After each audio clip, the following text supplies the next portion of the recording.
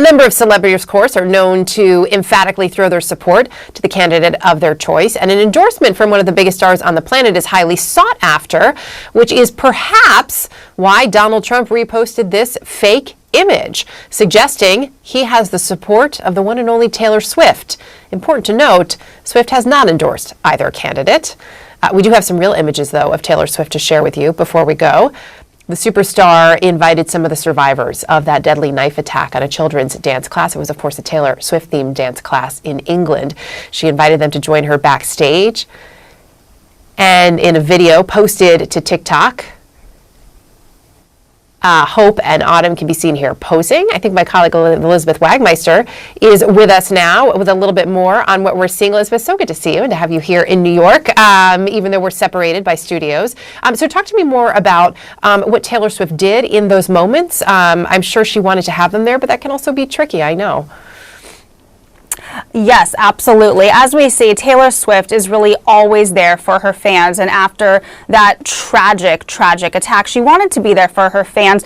But that brings us to these fake AI images that Trump reposted of Taylor Swift and her fans, who, of course, are known as the Swifties. Now, if you look at those images there, they're not all fake, but the majority is fake. The image of the one woman, the blonde woman there, that is actually a real photo. But the rest of them, especially the one of Taylor Swift, is fake. Now, as you said, Erica, it's important to note that Taylor Swift has not made any endorsement for any candidate this cycle, but also she has spoken out about Trump in the past and her disdain for him, to be quite frank. So it is peculiar that Trump is posting this, but the woman in the real photo has spoken out, and she says that the media is missing the mark there by putting all the focus on the fake AI images. They are missing out on the fact that there are many Swifties who hold conservative views, who are there for Trump. And yes, of course, while that is true, it does appear that the Trump campaign is now trying to capitalize off of Swift's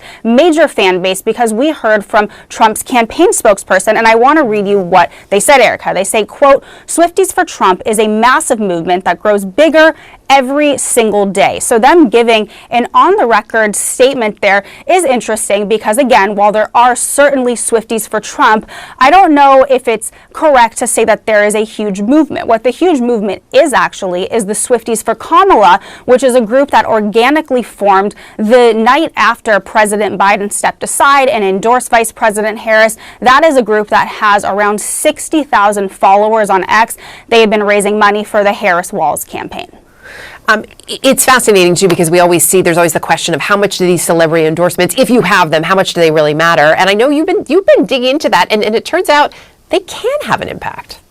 They can, yes. I exclusively reported on a study from Harvard for us in the past few weeks, and that Harvard study says that celebrities can move the needle, particularly for young voters. And we know that young voters are going to be key this election, because there are many first-time voters. Now, Taylor Swift specifically has proven that she has a big impact, because in the last election, when she simply just posted and said, "Go vote," this wasn't even her endorsement, because she did endorse the Biden-Harris campaign last time, but when she simply said "go vote," the organization vote.org saw the biggest surge in a single day that they had ever seen with new voter registration. Wow. I mean, that is saying something to the power of Taylor Swift. Elizabeth, good to see you. Appreciate it. Thank you. David, I'm going to put you on the spot here. Trump also posted these fake AI images suggesting that Taylor Swift or the Swifties have endorsed him. That's obviously not true. She is, in fact, endorsing the Democrats very likely this time around. No, I think in the meantime, I also asked the former president about a bit of a controversy on the internet. He posted some images of Taylor Swift that were AI generated, and then the internet was all abuzz that Trump's going to get sued over those images. Listen to this. Are you worried you're going to get sued? Are you worried that Taylor Swift is going to sue you? I don't know anything about them other than somebody else generated them. I didn't generate them. Somebody came out. They said, "Oh, look at this. These were all made up by other people." AI is always very dangerous in that way. It's happening with me too. They're having me speak. I speak perfectly. I mean, absolutely perfectly on AI, and I'm like endorsing other products and things. It's a little bit dangerous out there.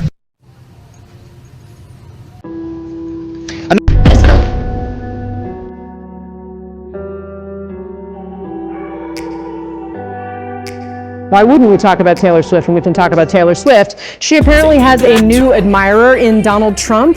In an interview for a forthcoming book about the former president, Trump raved about the pop star's looks, telling the writer, quote, "I think she's beautiful, very beautiful. I find her very beautiful. I think she's liberal. She probably doesn't like Trump. I hear she's very talented. I think she's very beautiful, actually, unusually beautiful."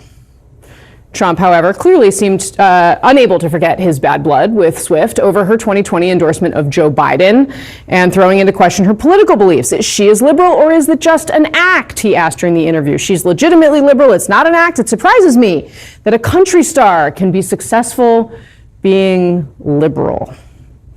Okay. Megan?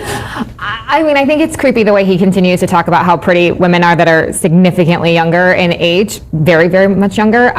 But that being said, I think that he doesn't want to upset the Swifties. I think we all know what happens when we awake a giant of the Swifties. But I think it's very bizarre. I mean, look, part of why we're talking about her, and Matt, I mean, disagree with me if you want to, but she is actually probably the one celebrity I think that actually has the power to move a significant number of votes. Probably right. Yeah, I think it's a matter of now whether she would ever want to get involved. I think in 2020, 2016, where I think we talked about this a couple weeks ago, different times for celebrities to inject themselves into politics, become political actors. Very different now. And I'll tell you, Donald Trump, Taylor Swift, it's like the page clicks, like Big Bang, like two massive forces coming together for this explosion of page clicks and views. I'm all for it. I'm all for it. But yeah.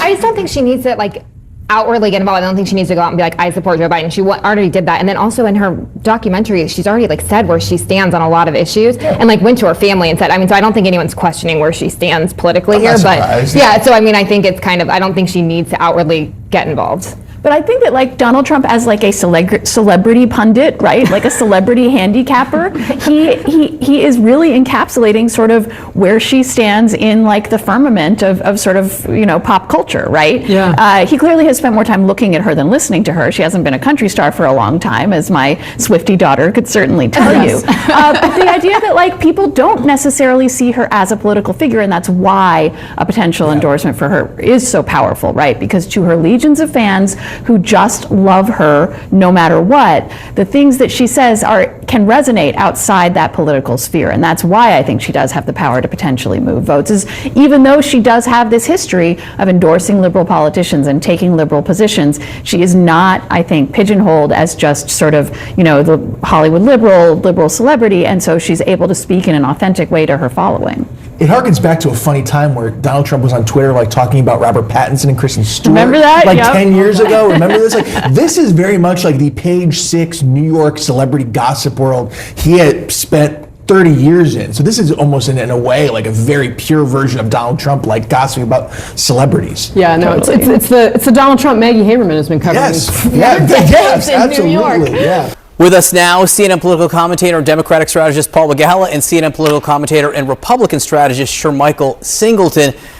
And Paul, there are people who look at that comment and note it's a little strange from a guy who's going to turn 78 later in the week, that maybe those are the types of things that he should be observing right there. But another way of looking at it is, for a guy who will say mean things about anybody, he seems to be really careful when it comes to Taylor Swift.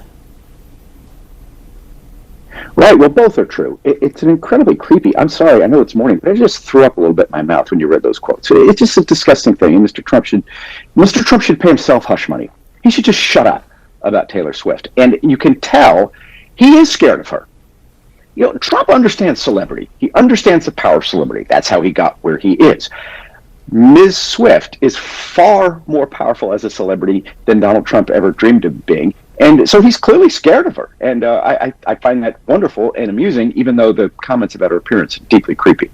Shermichael, I was trying to think if there was another figure who politicians have had to, walk on eggshells around. You have to be really careful with, no matter what you say or how they feel about you. And I was thinking, maybe Oprah, when Oprah went behind Barack Obama in 2007, 2008, Hillary Clinton's campaign had to be really careful, and John McCain's campaign had to be really careful. I can't really think of anyone else that would make a politician so nervous.